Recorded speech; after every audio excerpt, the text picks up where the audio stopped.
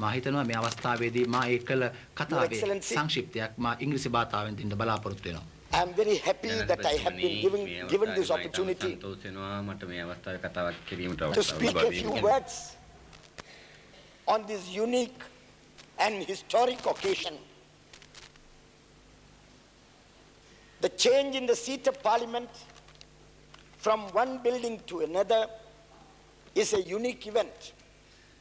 More so when it also means a change of capital, however close to each other the old and the new capitals may be. This change of capital from Colombo to Kotte is doubly significant. The declaration of Sri Lanka as a republic in 1972 was hailed as a break with imperialism and the realization of the full sovereignty of the people. This change of capital means another break with the tradition. The imperialist rulers who succeeded one another, the Portuguese, the Dutch and the British.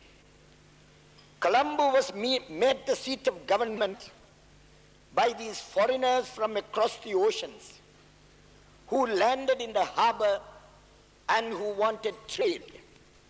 Colombo was the harbor in which they could land their reinforcements of men and material to rule over the land, and from which they could ship the merchandise for which they came.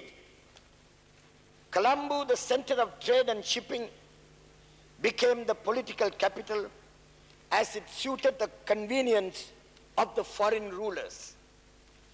The shift of capital from Colombo to Kotte has been referred to as a prelude to the revival of the glorious heritage of the Sinhalese during the period of the kingdom of Kotte, which was the high water mark of achievement in Sinhalese literature. The Tamil people do not grudge the Sinhalese the restoration of what was theirs. We believe in a policy of live and let live. We believe in coexistence with the Sinhalese on a basis of equality and freedom. We certainly resent and will fight against any setup under which we are made second-class citizens and a subject nation.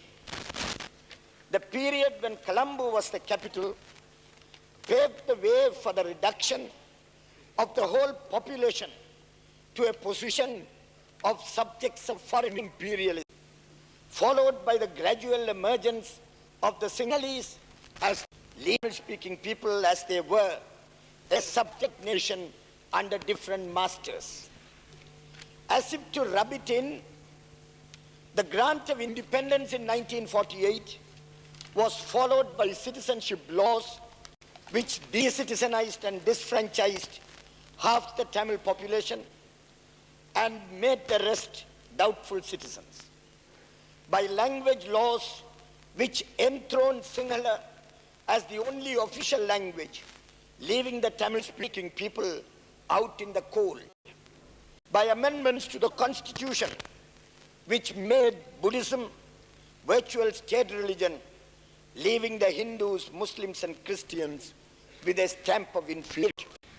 The parliament in Colombo saw the emergence of the reaction to these measures, a form of demands for balanced revenue put forward by the late leader, Mr. G.G. Ponnambalam, the demand for a federal form of government put forward by the late leader, Mr. S.J.V. Selvanayagam, and ultimately and inevitably, in the face of the total rejection of all these demands to the demand for the restoration of the sovereignty of the Tamil nation. In the history of this island, the Kotte period has special significance. The name Kotte itself is a Tamil word meaning a fort, and the city took its name from a fort built by a Tamil by the name of Alagakonar. the capital was established at Kotte in the 14th century, there were two other kingdoms in the island. There was the Sinhalese kingdom in the central hills with its capital at Gampala and later in Kandy. There was a Tamil kingdom in the north with its capital at Nallur. According to Professor K.M. De Silva, in his latest book, A History of Sri Lanka, this is what he says at page 84. In the second half of the 14th century, the fortunes of the Sinhalese reached their nadir. True, the writ of the Gampala kings appears to have run in Rohana as well as on the western seaboard. But Jaffna under the Arya Chakravartis was much the most powerful kingdom in the island. Even the reason for moving the capital to Kotte, which Professor K.M. De Silva gives, is rather interesting. This is what he says at page 86. The capital of the Sinhalese kingdom was moved once more, this time from the mountains to the west coast near Colombo, where Nisanka Alagakonar had built the of Jayavarthanapura Kotte. And once more, the reasons for the move were essentially defensive, to protect the west coast with its rich cinnamon resources, which the Tamil kingdom was so anxious to gain control of. No doubt, these three kingdoms had their ups and downs, and reference was made in the former parliament to the conquest of Jaffna by Sappumal Kumaraya, who was known in Tamil as Shanvaga Perumal, an adopted son of Parakrama Bahu VI, who was the greatest ruler of the Kotte period. This subjugation lasted only 20 years, and the kingdom of Jaffna became independent again and continued to be independent till 1619, even after the Kotte kingdom had passed under Portuguese rule. Kotte or Jayavarthanapura, the capital, one of the three kingdoms that existed in this country contemporaneously, has come back into its own. The Sinhalese people are proud about it, and we are happy. Kandy, which was the last to fall, has preserved its grandeur and importance. But the third capital, Nallur in Jaffna, which was the seat of government from the 13th century to the 17th century, for a much longer period than Kotte, is completely neglected. Are you surprised if the Tamils regard this neglect as symbolic of the subject status of the Tamil nation, of their not being free yet? Your Excellency, under your government, district development councils have been established in all the districts with power to look after certain matters at the district level.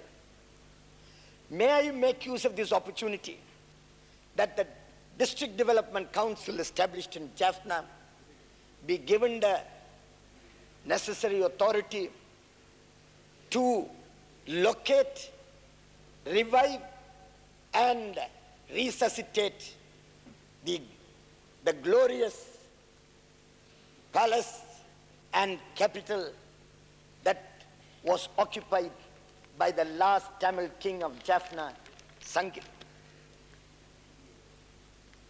While there is an attempt to revive and resuscitate ancient Sinhalese greatness, let there be a similar revival of ancient Tamil greatness, both of which bloom side by side. Let not one wilt and wither, while the other revives and blooms.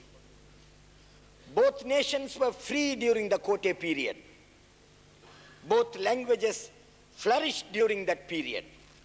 All religions particularly Buddhism and Hinduism, were thriving during that period. Let us hope that the new Kotte era, which is being inaugurated today, will lead to the revival of the Kotte spirit, the spirit of equality, the spirit of freedom for all. Let us find a modus vivendi, a means of coexistence as friends, recognizing the equality and the right of self-determination, the right to freedom of the nations occupied. I thank Your Excellency.